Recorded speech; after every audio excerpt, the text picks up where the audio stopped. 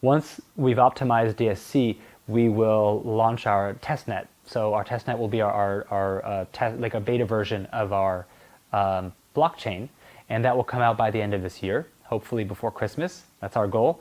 And then next year, we will launch our mainnet. So about 3 to 6 months after the testnet goes live, then we will launch our mainnet. So that's our short-term roadmap. Now, after the mainnet goes live, we will deploy the application layer, and then we will start deploying the technical stack that is what we call the connection layer, which goes back to a previous question about how we're going to solve the problem of linking blockchain to blockchain, blockchain to existing networks and centralized systems, and on-chain to off-chain. But going back to my conversation about the new economy, just imagine that in the future, everything that has value will go onto the blockchain, because this is an internet of value, or we describe it as a superhighway for value. Blockchain is the infrastructure, but anything of value will go onto the superhighway. So your house, your car, your money and other assets, but also your data, because data is valuable. And your creative works, anything that you create that has value, or if you write a technical white paper, that has value too. All these things will go on the blockchain. So we're trying to create an infrastructure that protects the value that you create in the world and helps you to transfer that value and to have control over how you transfer that value. So this is where I think we're going in terms of the smart economy and the sharing economy. And I believe that we have a realistic way to implement the build out of the Penta infrastructure. Okay.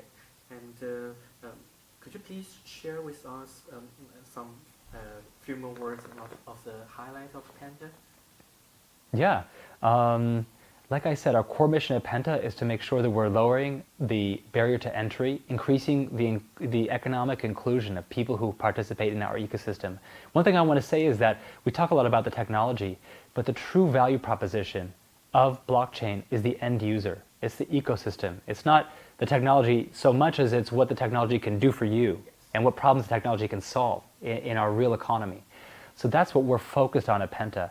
As I said, we're a little bit reverse engineered from other projects. We started with enterprise partners and project partners, and we've developed private blockchain solutions for them. And now we're growing together towards a public blockchain infrastructure. I think that order of events is correct, and I think that it gives us specific insight in how to construct and deploy usable blockchain technology that will solve real problems like food security, like protecting IP in the smart and sharing economy age. We have a project where we're doing that. It's called Fans Time.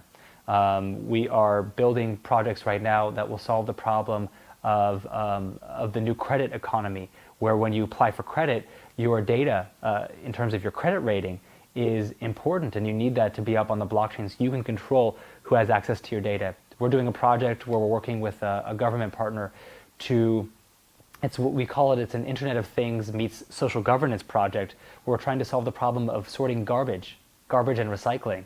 I mean, nothing could be more important to our everyday economy than solving these core issues that affect all of our lives.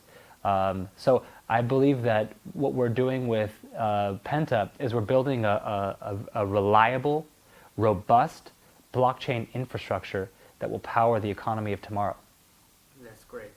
And one last question. But it's not really connected with Panda, but because as we know that the major player in the blockchain economy, like EOS, like Ethereum, and they are also aiming to expand their, let's say, empire to make them like the most important one in the blockchain world.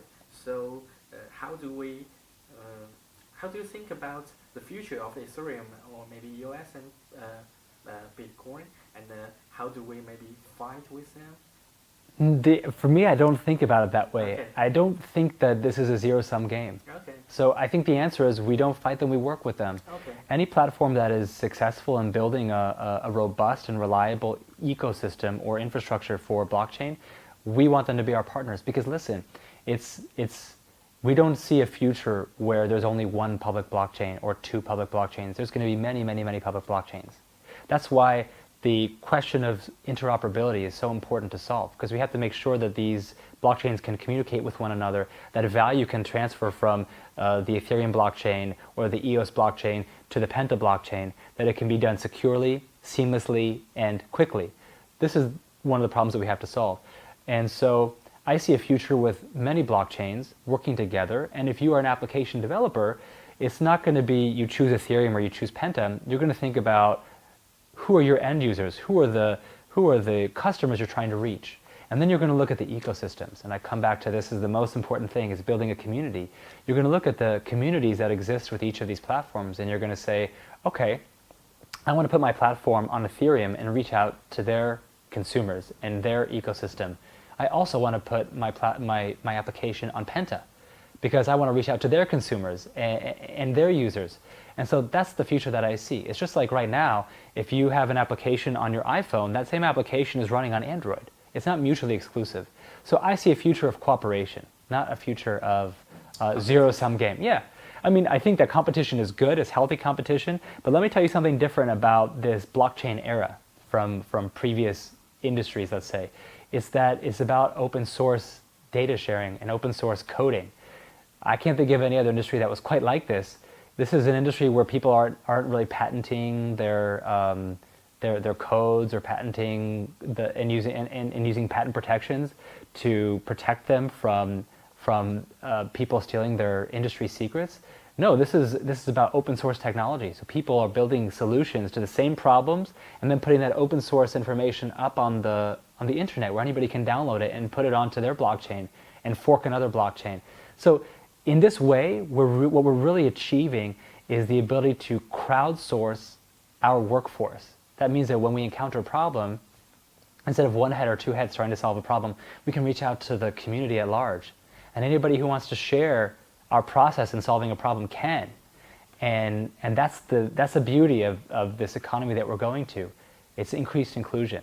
But we have to make sure that people are rewarded for their inclusion, and that people feel that their participation in that process is fair.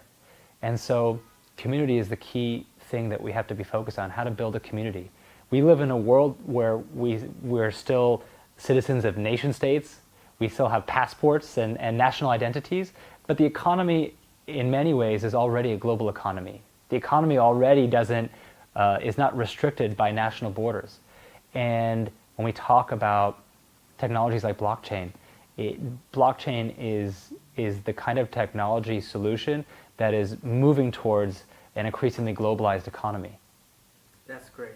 And thank you for taking our interview again. Yeah. Thank you very much. I really appreciate your time.